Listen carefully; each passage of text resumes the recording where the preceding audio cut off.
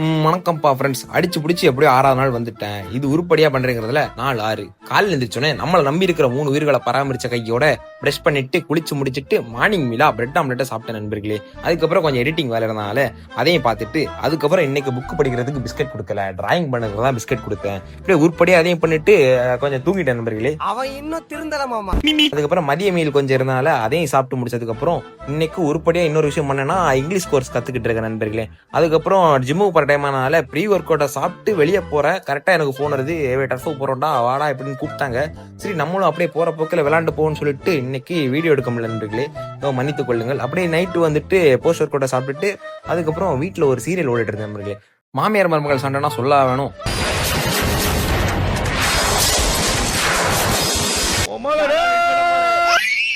அதை பார்த்த கையோட அப்படியே பிரஷ் பண்ணிட்டு இன்னைக்கு போன் எவ்வளவு யூசேஜ்னு பார்த்தா ஓரளவுக்கு பரவாயில்ல, ஒரு 3% கம்மியா யூஸ் பண்ணிருக்கேன் நண்பர்களே. அதுக்கப்புறம் காலில் புக் படிச்ச தூக்கம் வருது. இதுவே நைட் ஏன் ட்ரை பண்ண கூடாதுன்னு சொல்லிட்டு புக்கை படிச்சேன். பேஜ் எடுத்தேன், தூக்கம் வந்துருச்சு. நாளைக்கு சந்திப்போம்.